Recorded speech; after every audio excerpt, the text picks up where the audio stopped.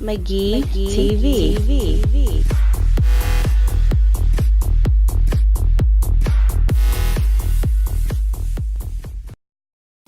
Welcome back, McGee TV viewers. In celebration of the new Castlevania animated series on Netflix, I thought I would show you my complete collection of Castlevania games released in the United States of America. I am a huge Castlevania fan, and I really have some strong opinions about the new Castlevania animated series. So I'm going to show off my collection here, and I'm going to tell you what my take is on this new animated series. I do have to warn you right up front though, it will be filled with spoilers, so if you've seen the series, step right in and let's enjoy. If not, go check it out and come right back.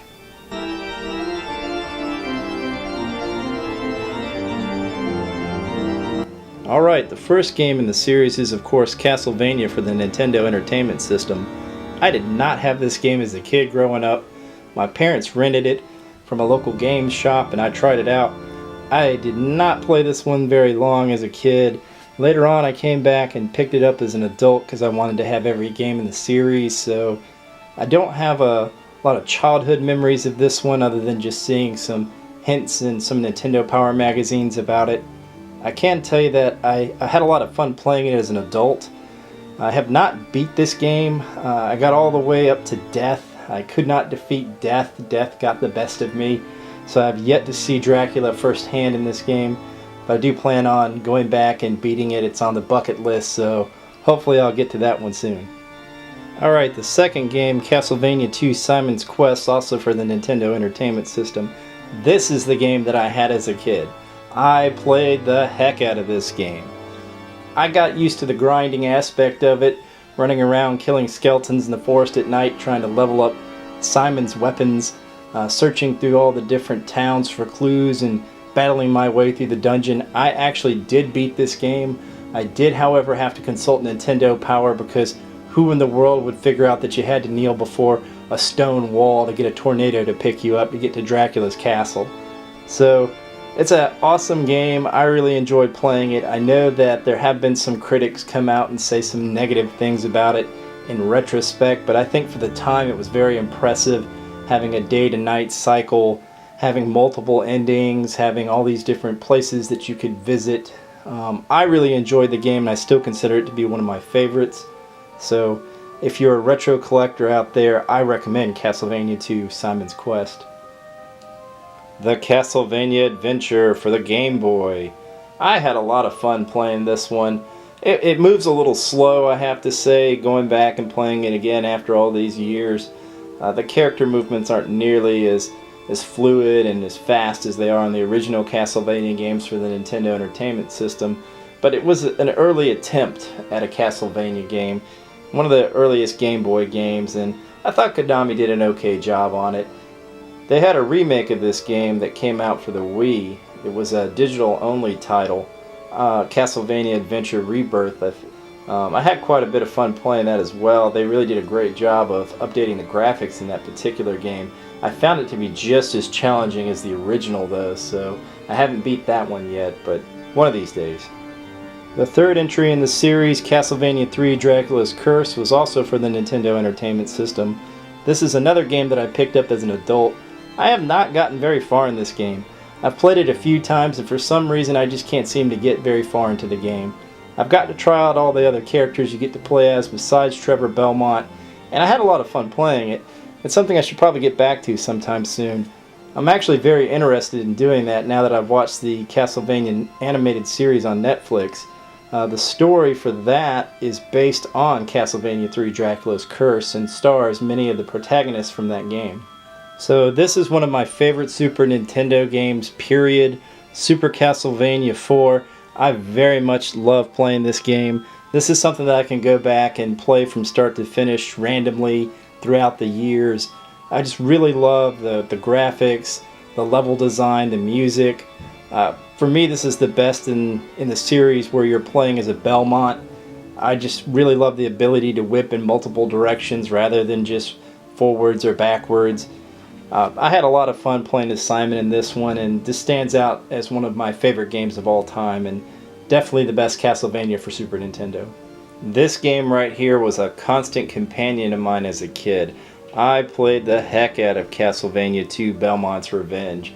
This game right here is one of the best games on the Game Boy as far as I'm concerned.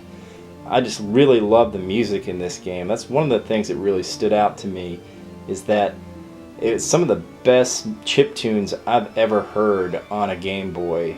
Really orchestral sound coming from something very, very meager as a Game Boy speaker. It's really an impressive game. It plays a lot better than the previous title, and the story, there's actually a story which is kind of impressive. You know, your character's trying to rescue your son who's been corrupted by evil powers of Dracula. So it's really an awesome game. I can't recommend that enough. If you've got a Game Boy and you don't have it, go get it. It's awesome. So this is a prized possession in my game collection. This is a boxed copy of Castlevania Bloodlines for the Sega Genesis. I had a lot of fun playing this game. I have actually not beat this game. I got about halfway through it. I particularly enjoyed playing as John Morris. It's one of the few games where you don't play as a Belmont. You can play as Eric Lacard. He's got a lance, and he controls very different than one of the Belmonts or Morris with the whip. It's really a great game. I found it a lot of fun. A bit difficult for me, but then again, the Castlevania games always have been kind of on the more difficult side. But really awesome game. Highly recommend it to anybody who's looking to play any kind of Sega Genesis retro Castlevania game. So this one right here you don't see around very often. Castlevania Dracula X. It was not a very popular game as I understand it. It was a departure from the gothic kind of washed out, dark, sinister look of previous games. This one was more bright and colorful. I wouldn't say the tone was bright and colorful, but it had a wider color palette and a brighter color palette than you'd kind of seen in previous Castlevania games. It's not, interestingly enough, Castlevania Rondo of Blood, which was released in Japan for the PC Engine CD system. This is not a port of that game. This is actually an entirely different game that just reuses some of the characters and some of the story elements from that game, which that game is actually a better game. It was just not released for the Turbo CD that was over here. That was the CD add-on for the TurboGrafx 16 system. That's another one that I got in my collection. What I don't have is Rondo of Blood. I'd love to get that someday. But Castlevania Dracula X is still a very competent Castlevania game for the Super Nintendo. I really like Richter Belmont. He's one of my favorite characters. I found this one to be kind of challenging too, but I powered through it. I actually managed to beat this one. In particular, fighting Dracula at the end was particularly tough, but I thought it was a really fun game. I enjoyed it. I highly recommend it to anybody that's a collector, anyone who's shooting for that full Castlevania collection. And just to make it really clear, this is not a port of Rondo of Blood. This is its own separate game, and in my opinion, worth playing. And of course, Castlevania Symphony of the Night, arguably the best game in the entire series. I really loved playing as Alucard. I thought the story was amazing. The corny voice acting didn't bother me at the time. I was kind of used to it, being a Resident Evil fan, so I really enjoyed the game. I thought it was amazing.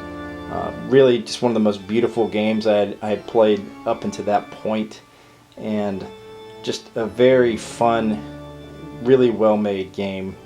Konami at their very best, in my opinion. Castlevania Chronicles is a remake of a Castlevania game for the Sharp X68000 Japanese computer. So it was a fairly obscure game that was never released in the United States previously. So that collection right there, the Castlevania Chronicles, is a port of the original Sharp X68000 game and a new version with updated graphics and remixed music. I had a lot of fun playing that. I beat both these games. Castlevania Symphony of the Night is something that I've gone back and replayed throughout the years because it was just such an enjoyable experience to me. I really love that game. This is Castlevania Legends for the Game Boy. This is the third and final installment of Castlevania on the Game Boy. I really enjoyed this game. It's an origin story for the Belmont family. You play as Sonia Belmont, the first in the Belmont line. Unfortunately, Koji Igarashi, he removed Sonia from the canon of Castlevania, so she's no longer considered the starting point. It's kind of confusing to me how some of the later games kind of try to give you an origin story for Dracula, and some of the stories in those conflict with each other, and it's all kind of mixed up at this point. I watched an interview with Igarashi where he said that he regretted creating a Castlevania timeline at all. Sonia, right there on the cover of the game, is who you play as, and I found her to be a really cool character. She was supposed to be in her own Dreamcast game, was going to be a 3D Castlevania game, but unfortunately that game got canceled, so we never got to see that one.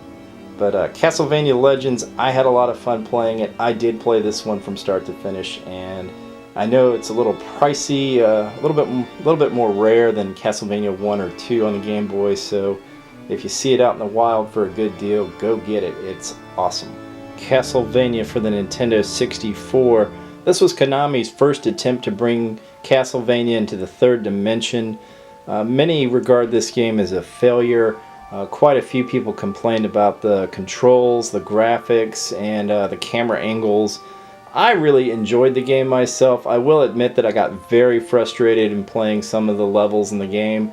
Some of the platforming sections were very difficult, but I powered through the thing. I was very captivated by it.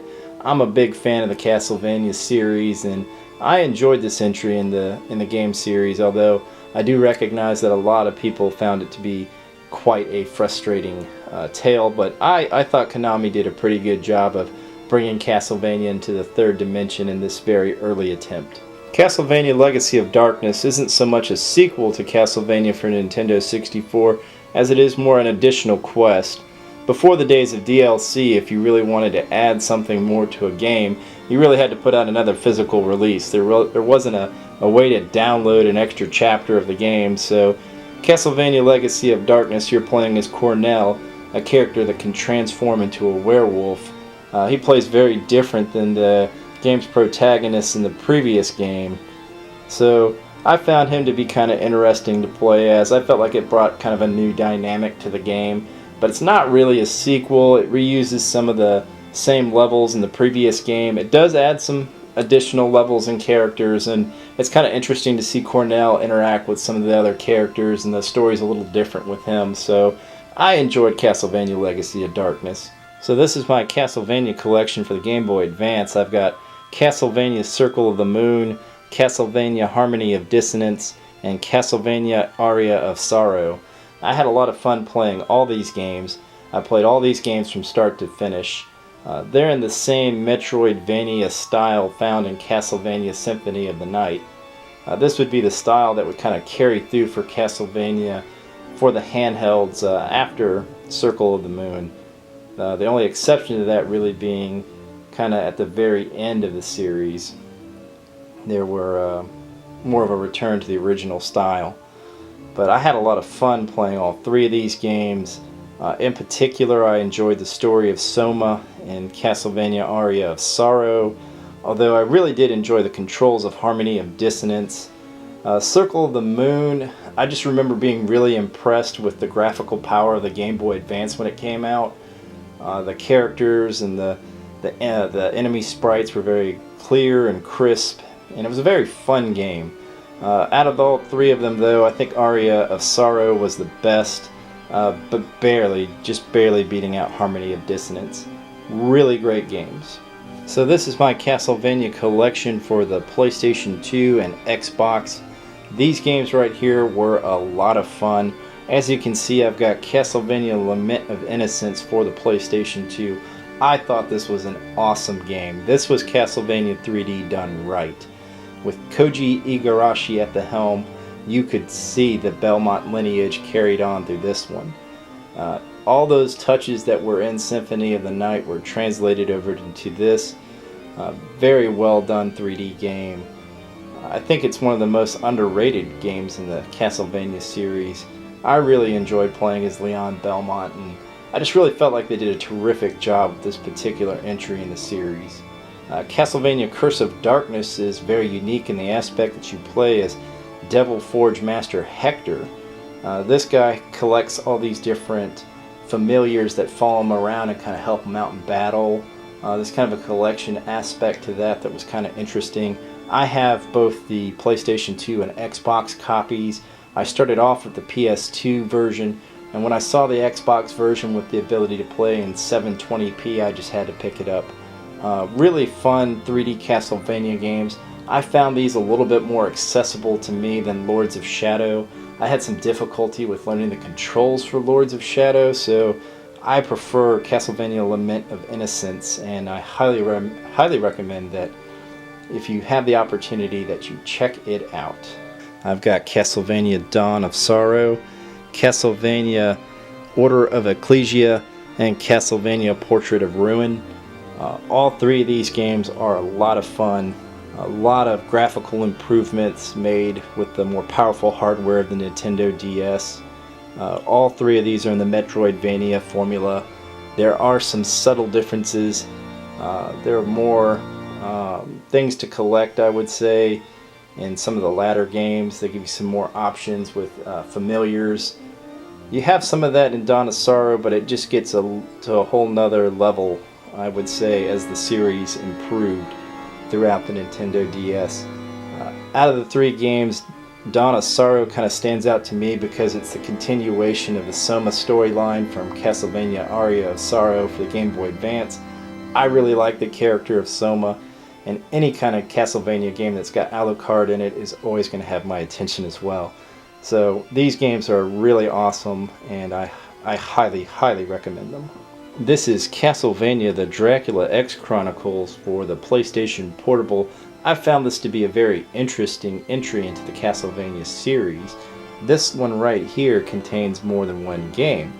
You get Castlevania Symphony of the Night ported to the PlayStation Portable, but you also get Castlevania Rondo of Blood for the very first time in the United States of America. One of the things that you get to play in this version of it is a much more updated, graphically impressive version of Rondo of Blood.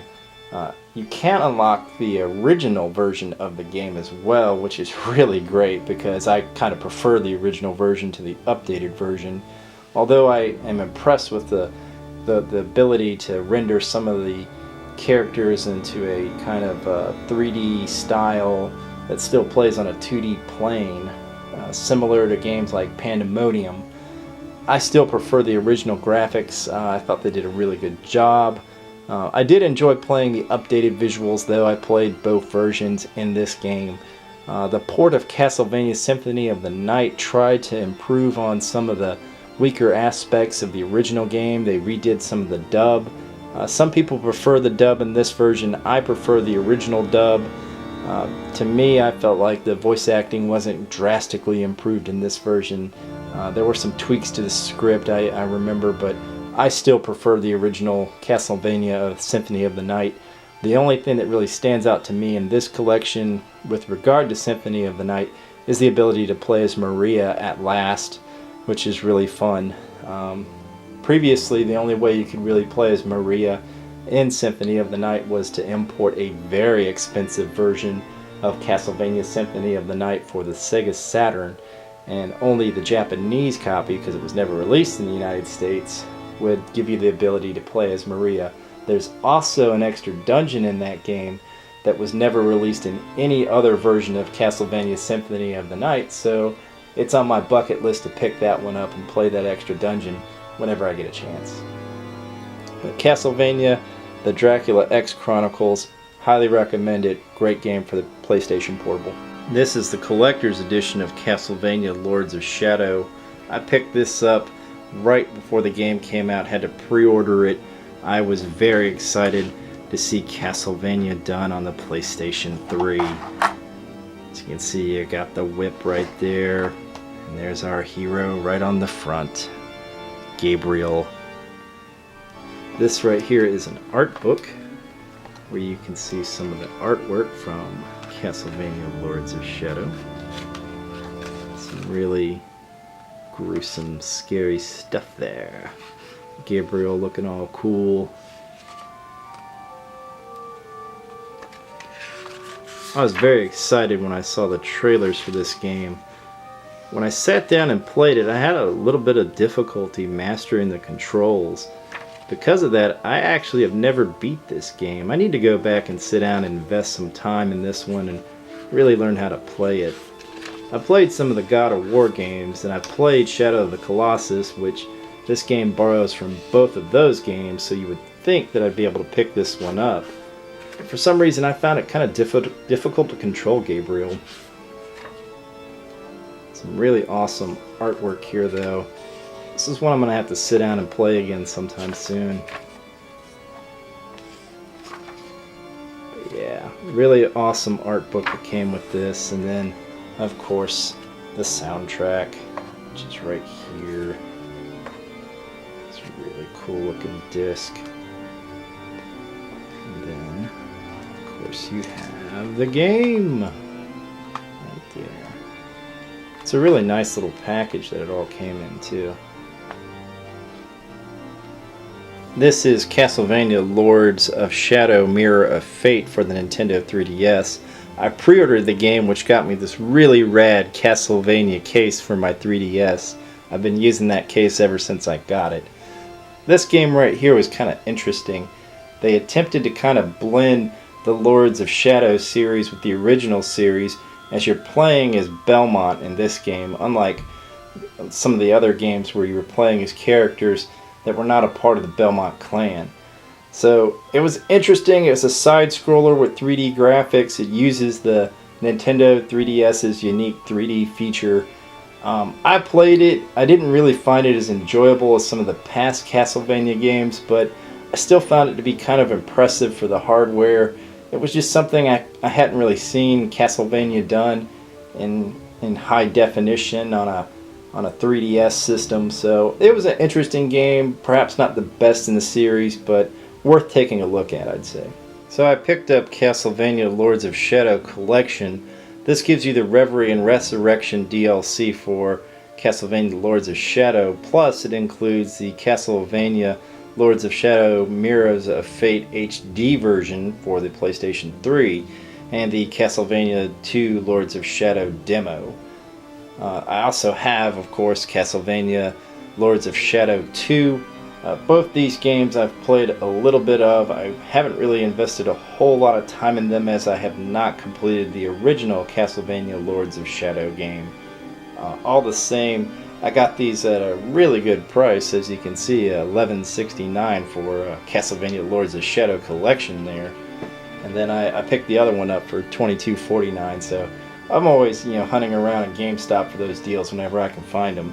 Aside from the WiiWare exclusive Castlevania The Adventure Rebirth, Castlevania Judgment is the only Castlevania game, excluding any kind of WiiWare NES ports or SNES ports. This is the only game that came out exclusively for the Wii, and this is a fighting game. Truly the most bizarre entry in the Castlevania series, in my opinion. I don't think fighting game when I think Castlevania, and some of the character interactions in this one are really goofy. Some of the story here just doesn't make a whole lot of sense. It was just an excuse to kind of throw Castlevania characters together and get them to battle. Not the best entry in the series. At the same time, it's kind of fun in a mindless sort of way. I picked my copy up at a very ultra low price, so if you can find this one for the cheap, it might be entertaining for a little while, but definitely not the best fighting game, and absolutely not the best Castlevania game by a long shot. So at the beginning of the video, I said that I had some very strong views about the new Castlevania animated series on Netflix. I thoroughly enjoyed watching every single episode in the first season. My only complaint is that the season was very short, with only 4 episodes.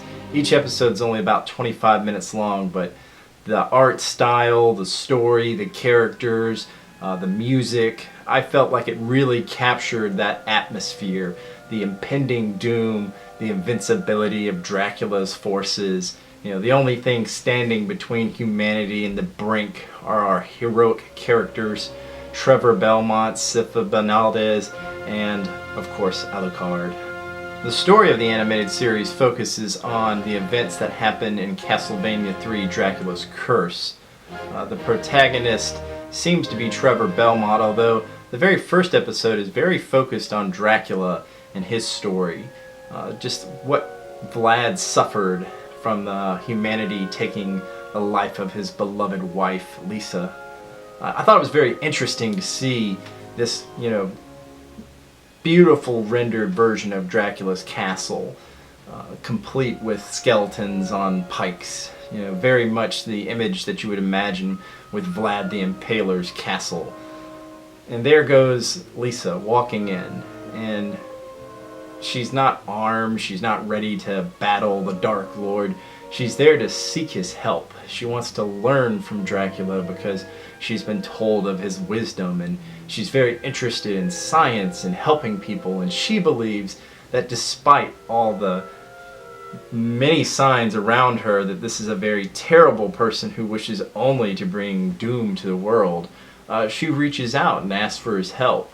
And he is just amazed by her, that she's not afraid of him, that she's so curious and interested and wants to learn from him. So he introduces her to all the scientific knowledge that he has, and I was really captured by this relationship.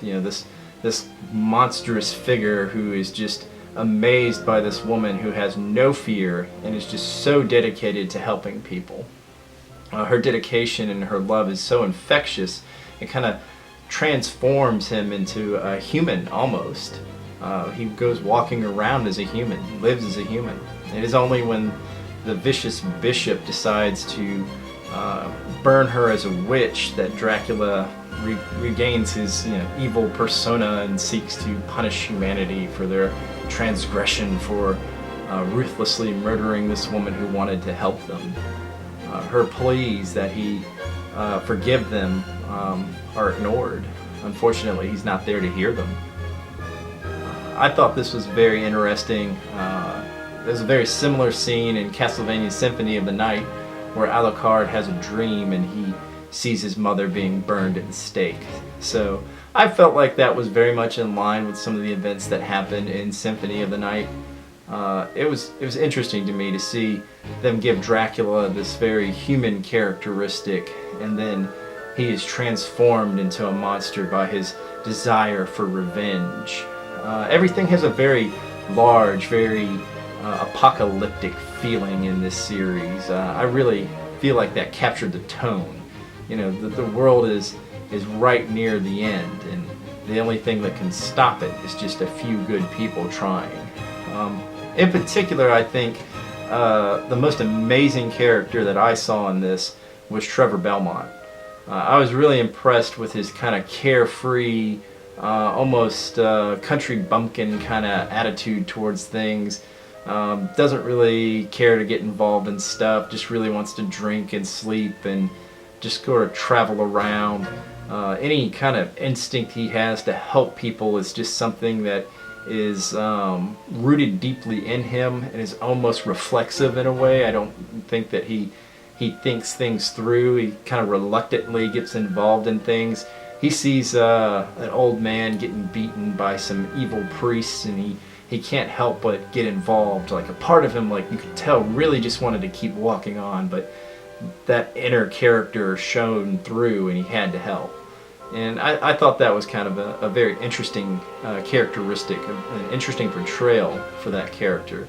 Instead of having this Dudley do-right hero who's just ready to go save person to person and is very heroic and brave and just inspiring, we have this character who is kind of lazy, kind of uninterested in being involved in other people's affairs, but is compelled by this sense of honor and duty that's just kind of buried beneath.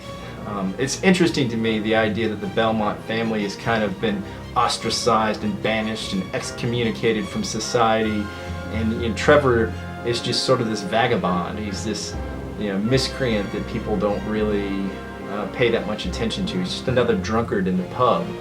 But underneath all that, he is somebody that has great power and great knowledge. He understands the creatures that are attacking the townsfolk. He understands what role the church plays in these monsters attacking people, and the underground society of seers. All very interesting stuff. I really feel like they really fleshed out the lore. I know that the creators weren't really looking for a line-by-line translation of the video game, and I applaud them for that, because there wasn't enough of an initial story to really build without focusing on something from the later games that had more story elements to it. So I was highly impressed with Castlevania the Animated Series on Netflix, and I highly recommend that you check it out when you get a chance. I know that it's been renewed for a second season. That's going to be an extended season with 8 episodes as opposed to 4, and that's coming out in 2018, and I can't wait. So thanks for checking out my Castlevania collection with me. I really love the Castlevania series, and I can't wait to see more episodes of the animated series when those come out next year. Thanks for tuning in.